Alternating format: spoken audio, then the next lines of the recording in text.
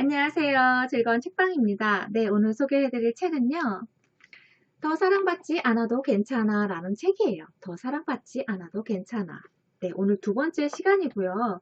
저번 시간에 내 안에 있는 자기 대화에서 나를 가로막고 나에게 가혹하게 대하는 나 자신 스스로를 가혹하게 대하는 심판자가 있다고 말씀드렸잖아요. 조종자가 있고 방해자가 있고 혼란자가 있다고 말씀드렸는데 오늘은 그러한 조종자나 혼란자나 방해자가 어떻게 내 안에 있는지 확인하고 인식하고 그리고 그것을 어떻게 나에게 도움이 되는 지지 언어로 바꿔주고 허용의 언어로 바꿔줌으로 인해서 내 삶이 변화되고 달라질 수 있다는 거예요.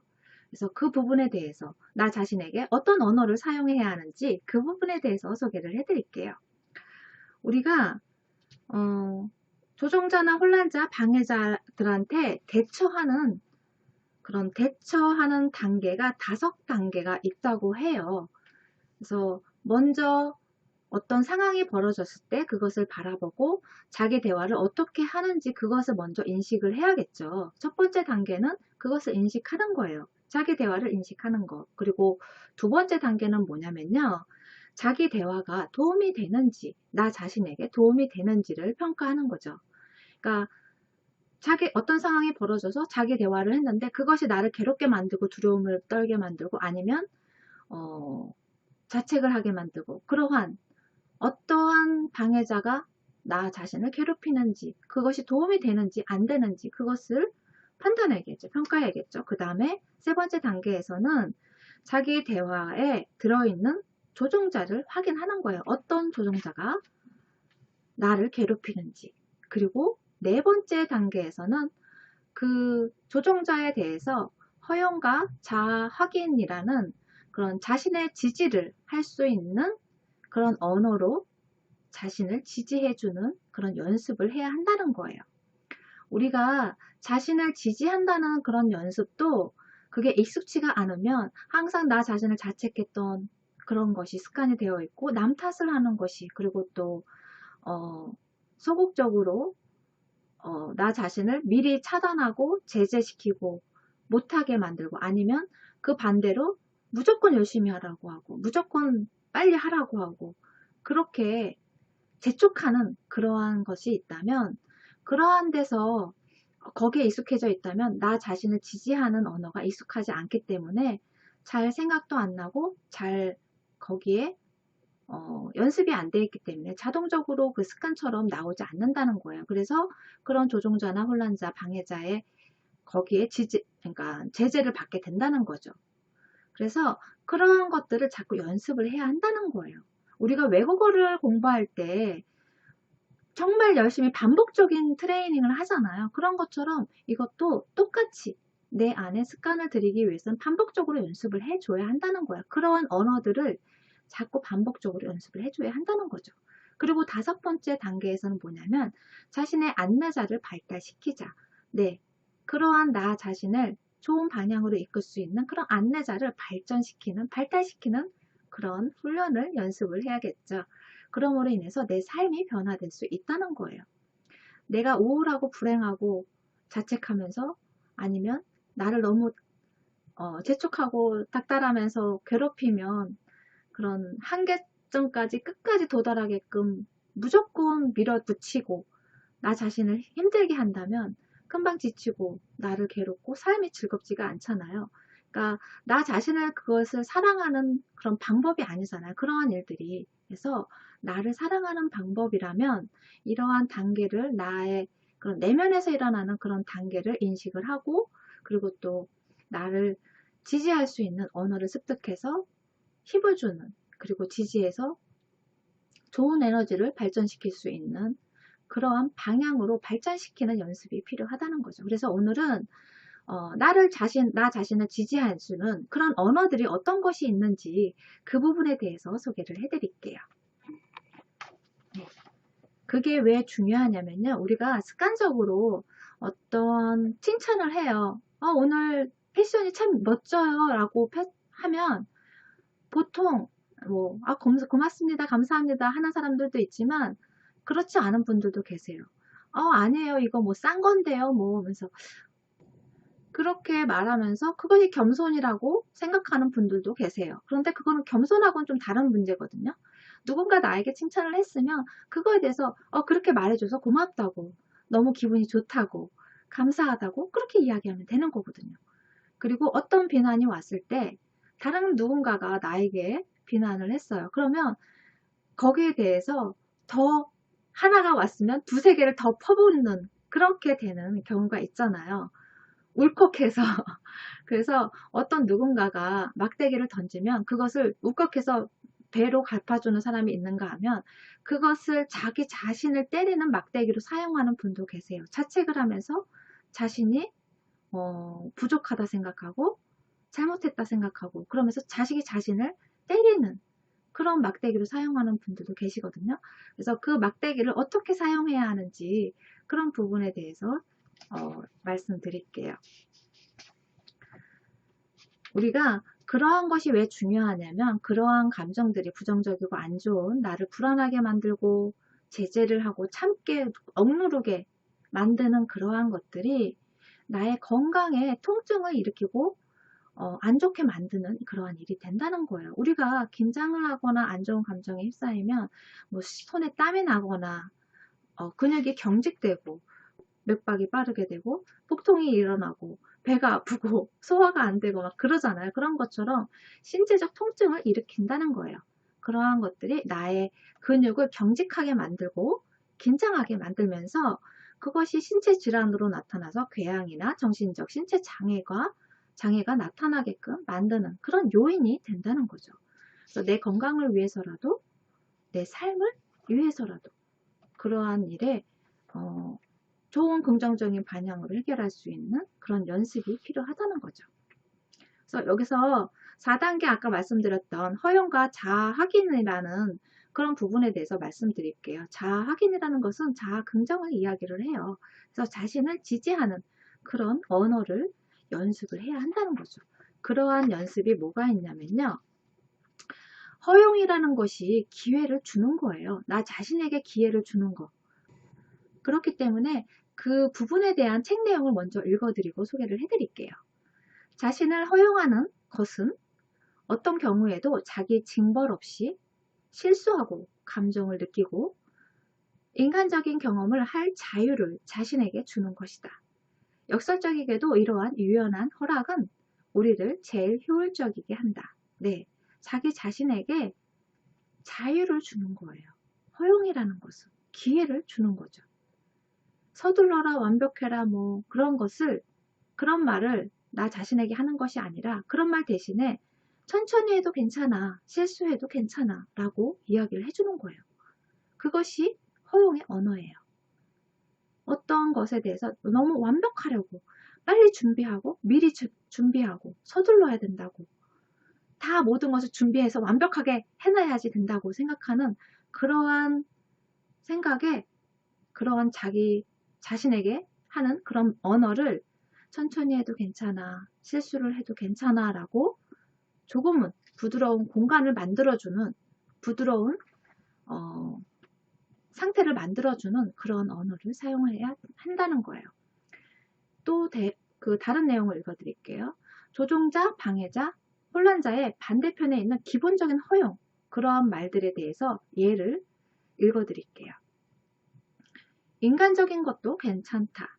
인간적인 것도 괜찮다. 실수하는 것도 괜찮다. 자신의 속도에 따르고 천천히 하는 것도 괜찮다. 자신의 감정에 귀를 기울이고 존중하고 그것에 따라 행동하는 것도 괜찮다. 자신이 하고 싶은 대로 하는 것도 괜찮다. 자신을 지지하는 것도 자신을 성공하게 하는 것도 괜찮다. 노라고 말하는 것도 괜찮다. 모든 허용의 핵심은 내재된 자아를 존중하고 신뢰하는 것이다. 자아에 대한 그런 신뢰는 우리가 배워온 것과 다르기 때문에 이기적인 것, 착하지 않은 이런 이기적인 것이라고 착하지 않은 것이라고 존재가 된다는 두려움이 생길지도 모른다. 게다가 그것은 타인의 감정이 우리의 감정보다 더 훨씬 중요하다는 보편적인 개념을 뒤집는다. 네. 보통 이렇게 하라고 연습을 하라고 하면 너무 이기적인 거 아니야? 너무 착하지 않은, 난 착한 사람이 좋은데 착한 사람이고 싶은데 이기적인 거 아닌가 하는 그러한 거부 반응이 일어날 수도 있는데요. 그런 두려움이 생길 수도 있다는 거예요. 하지만 나 자신에 위해서, 나 삶을 위해서 이러한 그런 허용이 필요하다는 거예요. 무조건적으로 이렇게 하는 것이 아니라 어떤 상황이 닥쳤을 때 나의 내면의 대화에서 그런 대화를 이러한 언어로, 허용의 언어로 해주면서 긴장을 완화시켜주고, 그리고 조급함을 완화시켜주고, 불안감을 덜어주게 하는 그런 이완의 방법이 될 수 있다는 거죠. 그 상황을 이완할 수 있는 그런 방법이 된다는 거예요. 그래서 이러한 언어를 자꾸 반복적으로 내 자신에게 함으로 인해서 내가 그것이 자연스럽게 받아들일 수 있도록 연습을 해줘야 한다는 거예요. 그렇지 않으면 다시 기존의 방식대로 되돌아가기가 쉽다는 거죠. 그래서 사람의 습관이 정말 무섭잖아요. 무의식 중에 그런 습관들이 나오는 것처럼 무의식 중에 내가 이러한 자기 대화를 할 수 있도록 반복적으로 연습을 해줘야 한다는 거예요. 여기서 사례가 여러 가지가 나와요. 예도 나오고 하기 때문에 그런 예를 읽어보시면서 좀 더 이해하기 쉽게 이 책을 읽을 수가 있거든요. 그러니까 뭐 조종자나 뭐 방해자나 그런 익숙하지 않은 언어로 되어 있기 때문에 좀 어렵게 느껴질 수도 있는데 사례도 나오고 예도 나오기 때문에 좀 더 이해하기 쉽게 읽으실 수 있을 거예요. 여기서도 사례가 나오는데 처음에는 아까 말씀드렸던 5단계를 밟아서 그렇게 연습을 하는 거예요. 그래서 처음에는 그런 인식하기, 내 안에 자기 대화를 인식하고 그리고 또 그것이 나에게 도움이 되는지 안 되는지 결정을 하고 그리고 나서 어떤 조종자가 개입을 했는지 그것을 알아가는 거죠. 그리고 나서 자기 대화에 그런 진정한 지지를 해주는 그런 언어로 바꿔서 해줘야 되는데 그럴 때 처음에는 자기 자신의 능력을 탓하고 그렇게 되다가 자기 지지를 함으로 인해서 그것을 잘못하면 다른 타인을 탓하는 그러한 방향으로 갈 수가 있어요. 그러한 실수를 저지를 수가 있다고 해요. 그래서 옳고 그름의 판단을 붙여서는 안 된다고 이야기를 해요. 그 상황에 있어서 옳고 그름을 판단하는 것이 아니라 그것에 그 초점을 비난의 초점으로 맞추는 것이 아니라 그 있는 상태 그대로를 받아들이고 그 상태에서 지지하는 언어로 나 자신에게 지지하는 언어로 그걸로만 바꿔주라는 거예요. 왜냐하면 이것이 자신의 비난하는 것으로 초점이 맞춰지면 자기 자신을 그런 자책하고 그런 괴롭히는 일이 되고 타인을 비난을 하게 되면 분노가 일어나는 그러한 일로 발생이 된다는 거죠. 행동으로 나타나게 된다는 거예요. 그러니까 자신을 비난하는 것은 우울증을 그러한 괴로움을 만드는 일이 되고 타인을 비난하게 된다는 것은 타인의 비난에 초점을 맞추게 된다면 분노가 일어나게 된다는 거죠. 그래서 결코 그 감정을 해소하는 데 도움이 되지 않는다는 거예요.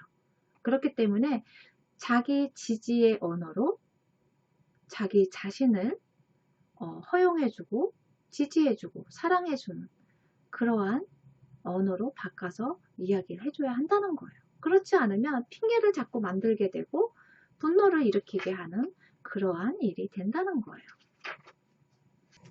여기 한계를 수용하는 허용에 대한 내용이 있거든요. 그 부분을 소개를 해드릴게요.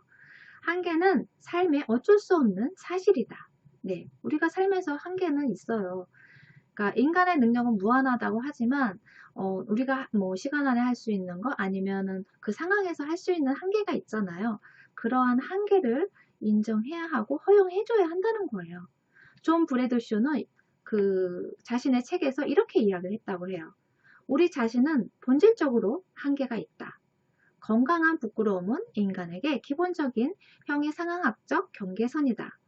그것은 우리가 신이 아니라고 알려주는 정서적인 에너지다. 우리는 도움 또한 필요하다. 건강한 부끄러움은 우리가 인간적인 존재가 되는 것을 허용한다. 네.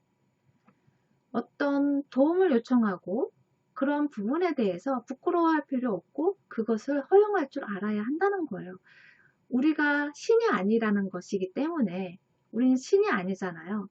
그렇기 때문에 그런 도움 또한 필요하다는 거예요. 건강한 부끄러움은 우리가 인간적인 존재가 되는 것을 허용한다 라고 말씀을 하시잖아요. 네, 그런 도움을 허용할 줄 알아야 한다는 거예요. 무조건 내가 내 힘으로 모든 것을 다 해결해야 돼. 책임감 있게 해야 한다고 하잖아요. 그런데 책임감도 중요하죠. 중요한데 자신의 할 수 있는 한계량이 있잖아요. 그것을 허용해 줄 알아야 한다는 거죠. 안 그러면 나중에 지쳐요. 그리고 그러한 일들이 뭐 자존심이 상하는 일이라고 생각하거나 부끄러운 일이라 생각하지 말라는 거죠. 그래서 그러한 자기 지지의 언어가 완충 장치를 만드는 그러한 역할을 한다는 거예요. 그 부분에 대해서 책 내용을 읽어드릴게요.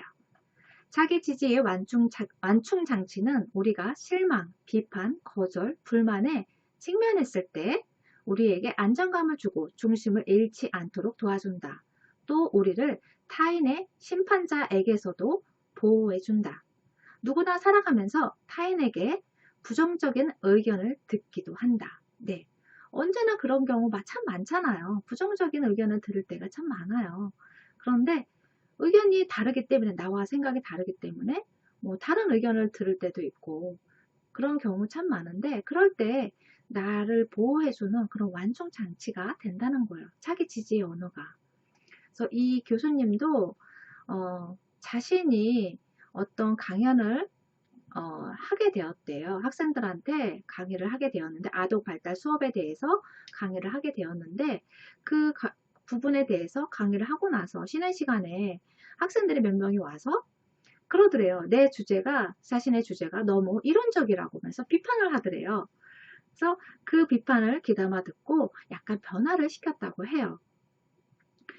그리고 나서 그 강의가 학생들한테도 좋았지만 자기 자신한테도 쉬웠고 좋았다고 그렇게 말씀을 하시더라고요.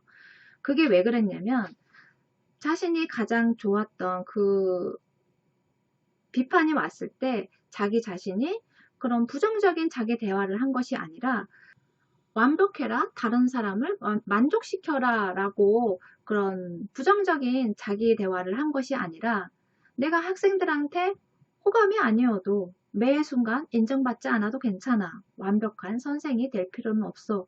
나 자신에게 스스로에게 그런 완충 장치를 그런 대화를 하고 나니까 좀 편안해지고 거기에 대한 비판에 대한 거부감이 사라지더래요. 그래서 이런 대화를 계속 자신에게 하고 그리고 나서 강연을 하게 된 거죠. 그리고 강연하는 중간에도 학생들이 자기 자신의 강의에 집중하지 않고 쏙닥쏙닥 하면서 자기네끼리 수다를 떠는 그런 모습을 봐도 거기에 대해서 화나지 않고 불만이 생각되지 않고 그러한 일이 되었다는 거죠. 그래서 강연을 잘 마칠 수 있었다고 해요. 그러한 것처럼 그러한 유연한 자신에게 허용의 언어가 그 비판으로부터 자신이 생겨나는 분노나 아니면은 뭐 안 좋은 감정들, 부정적인 자기 대화를 차단해주는 그러한 역할이 되고 좀 더 좋은 방향으로 긍정적인 방향으로 결과물이 나오게끔 변화시켜주는 그러한 역할이 된다는 거죠. 그래서 반복적으로 나 자신에게 그런 훈련을 하는 것이 참 중요하다는 거예요. 그래서 생활 속의 언어가 참 중요하다고 하잖아요. 그래서 말에 대한 그런 힘에 대해서 강조하는 책들도 참 많잖아요. 그런 것처럼 나 자신에게 자기 대화의 언어를 그런 자기 지지의 언어로 바꿔서 항상 이야기해주는 그런 습관을 만들라는 거예요. 그래서 더 인정받지 않아도 괜찮아. 더 완벽해지지 않아도 괜찮아. 더 강해지지 않아도 괜찮아. 네, 여러분 자신에게 허용의 언어로 자기 지지의 언어로 항상 이야기해주고 사랑의 언어로 이야기해주는 그러한 습관을 한번 만들고 연습하고 하시면 좀 더 행복한 삶을 살아갈 수 있지 않을까 싶어요. 네, 도움이 되셨나요? 구독과 좋아요도 부탁드릴게요. 지금까지 들어주셔서 감사합니다. 다음 시간에 또 만나요.